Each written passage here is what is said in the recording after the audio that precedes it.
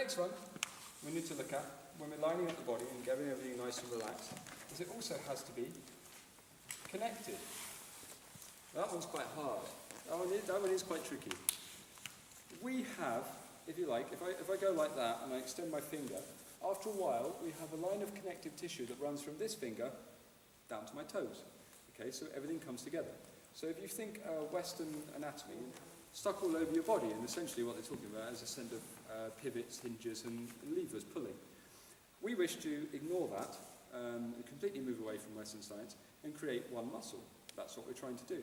One muscle that moves in one unit, that essentially happens to be pinned to the body in various locations. It's like taking one long stretchy thing and stapling it down like that. That doesn't make it several stretchy things, that makes it one connective tissue. And we want our whole body to be like this. So that if I move my leg, my arm moves. If I move my hip, my shoulder moves. If I move my toes, my fingers want to open.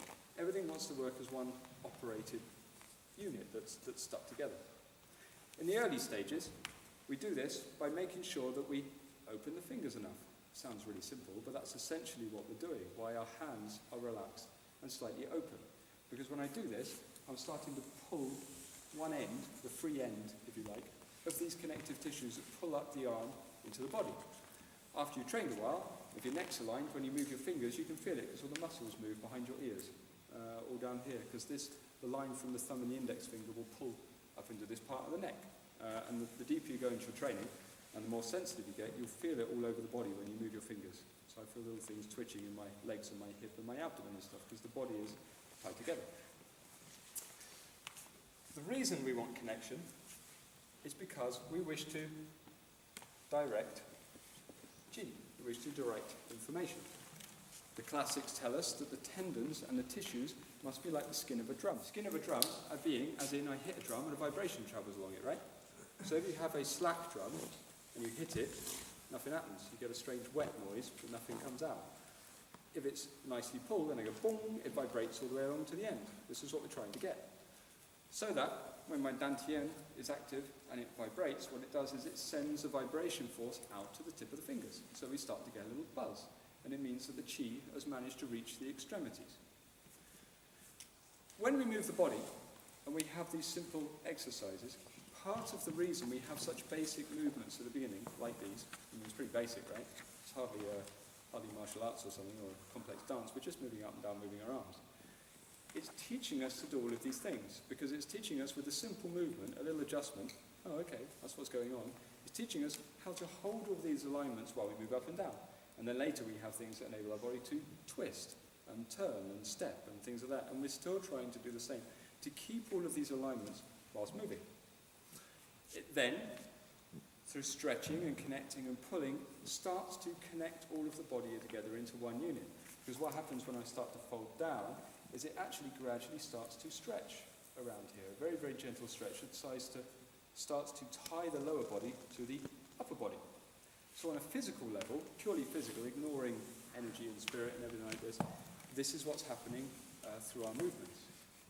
So, if we were to just casually take a movement like this, and then take out those principles, as you will often see with Qigong, just kind of doing it, with no focus on happen, because you're not regulating your body anymore. Because you won't be stretching, you won't be pulling, and none of this is here.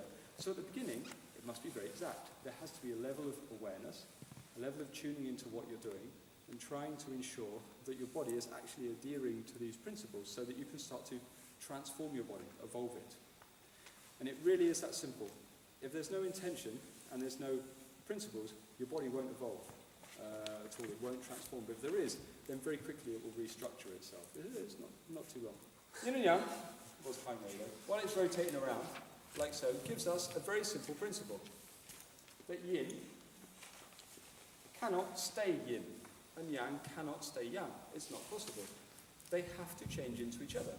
So when yin reaches a peak, it will transform into yang. And when yang reaches a peak, when it reaches a dip, I guess, it will transform into the opposite.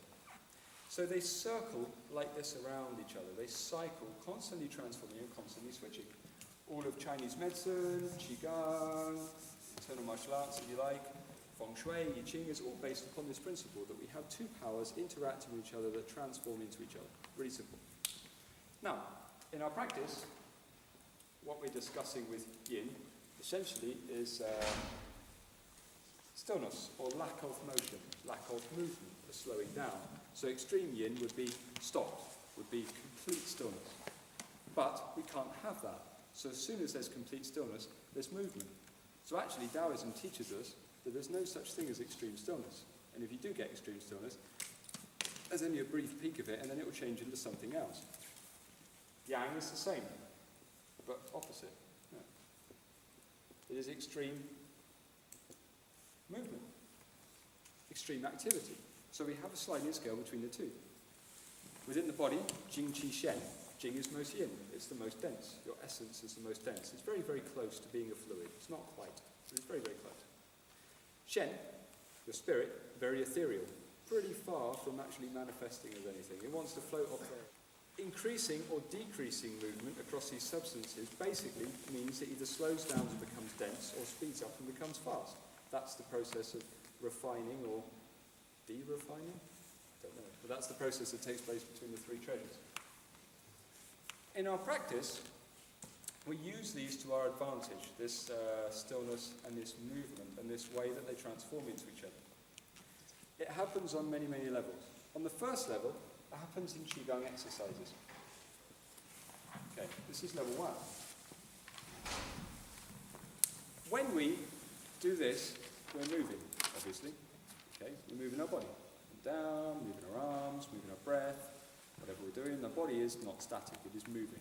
And ultimately, after you've done it a while, the whole body starts to move. So all the tendons move and actually the organs start to rotate inside the body and all sorts. We have increasing levels of physical movement taking place. What this means is you will start to send an information, a direction to your chi. Chi direction. You will direct it to do something. So if I do this, it's obviously encouraging it to do that. It's going out. If I do this, it's encouraging it to do this. There's not many Qigong movements where you move your arm in to encourage the Qi to go out. All right? It's actually quite simple to figure out how a lot of them work. The inner workings of Qigong are not that complicated. So we're moving it. We then combine that with our mind. So my mind is going out. My mind is helping your Qi to move in and out. But essentially, it won't do very much. It won't actually do a lot for your body. It will relax it and it will lubricate it, but it will only start to take effect once you stop. So we move, and then we stop. This is the basic principle for Qigong. If I move, like so, do a bit slower hopefully, and I start to get my Qi doing this, okay, and then I stop, what will happen is I go into Wu Ji, into the posture that does nothing. Remember, it does absolutely nothing at all. The consequence of this is I'm sending no direction to my Qi. I'm not telling it to do anything. Unless my mind erases or something, nothing will happen. So when I'm making this posture, and I create this expansion and contraction of Qi, and then I go into Wu Ji, it will carry on expanding and contracting. So even though I'm stood still, my Qi will actually start to expand and start to contract. Because I'm not doing anything, I'm not changing anything, it actually happens to a far stronger degree. So the strongest part of the exercise is the stillness.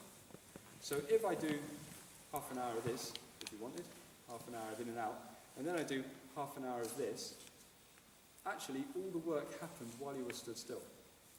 So whilst doing Qigong, in order to get the most results from it, really, you want to be doing a little period of stillness, of Wu Ji, in between each exercise.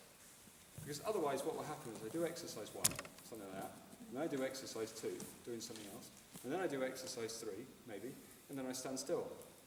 Actually, the only exercise that works is the third one. Because the last instruction I gave to my energy body, before I stood still, was to do this. Do you understand?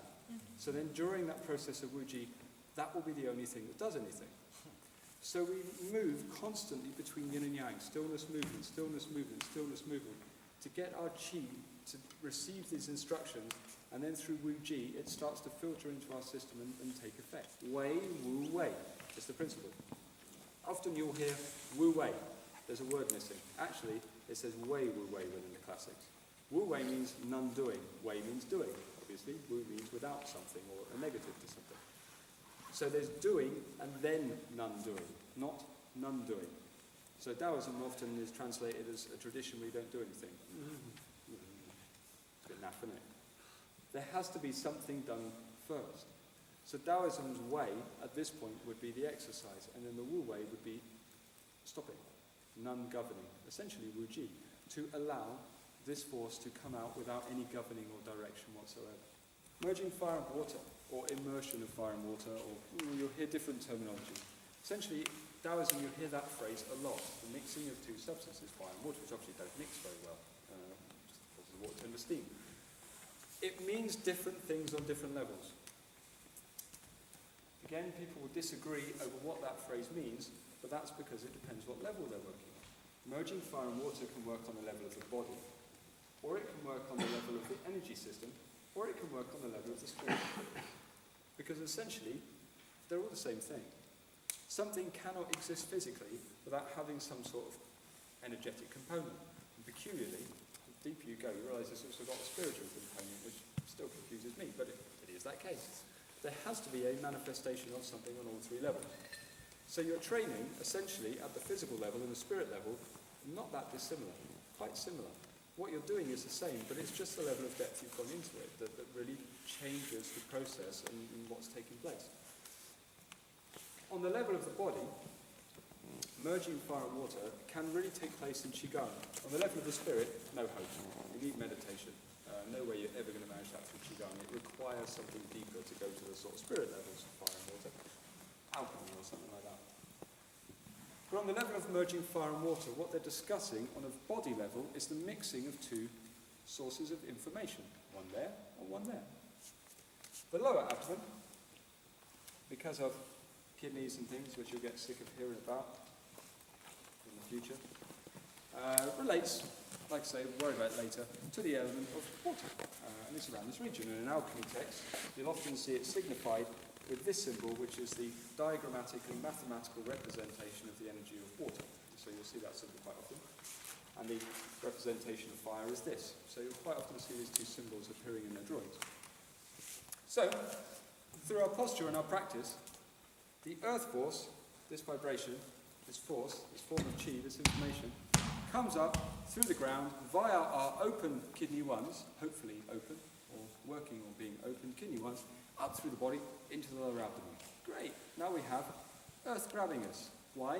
Because we dropped our centre of gravity down here, and we've breathed, and we've aligned our body, so our weight is going down. If the force goes one way, something comes back. Brilliant. Earth force goes into here. What this will do is start to generate a little bit of a vibration in the lower abdomen. Cool. Now, when I come up in my posture, I need to get my centre of gravity to here, as I was saying, to the heart. It has to get to this level. So if I go too far, it comes up here. If I don't come far enough, and it gets to here, yellow cord, actually can cause digestive problems. So you don't want to get to there, you must make sure you come higher. You also don't want to just have force, you must also make it to there. Not like that, it goes up to the middle, but we must get it to this region as well. So the centre of gravity must be used to assist us in getting the energy up to this point. When that happens, the vibration moves up. And then gradually, as I move up and down, this vibration will start to move inside, and you get a tremor, a little flicker inside the body. The line is building between here and here. It's getting stronger, it's getting stronger, it's starting to tie together. What will then happen is these two substances will start to mix, will start to combine. When that happens, that is the physical body level, if you like, bordering on energy of fire and water mixing. The later stages are something different, but this is what they're talking about in Qigong. So our study must be to get this as exact as we possibly can. Centre of gravity to here, centre of gravity here. So when I was learning, I was analysing. I wasn't just moving up and down, I was feeling. Where is it? There, no, there. Trying to get to the centre of my chest. Really, really important. The only way to get good at Qigong, apart from doing it lots, is to be super self-analytical. You have to go inside and study what you're doing. It's not something that can be done flippantly. It's not like I just repeat this enough, because all you'll do is oil the joints. But you must go right inside and analyse every little thing. Every little detail must be scrutinised to become as exact as possible. if you can start to do that, then you refine it, you refine it, you refine it, you refine it, and you get it down to such a point that actually your art form comes alive, and then it's quite easy, and then the process is quite fast. This has been told, if you've not heard that, but you've done Qigong, you have heard it, you have been told it. You've been told this, but it's told as head upright, pelvis down, open the spine, bend your knees, straighten your knees. That's why. This is what they're discussing. When they're talking about relaxing and getting this weight down into the floor, you have been told it. Open your knees a little bit, relax your shoulders, okay, whatever you do, line up your head. They're the same things, but they are the foundations of Qigong. But we have to go deeper to understand what they're for, so that we can start to make them as refined as we possibly can.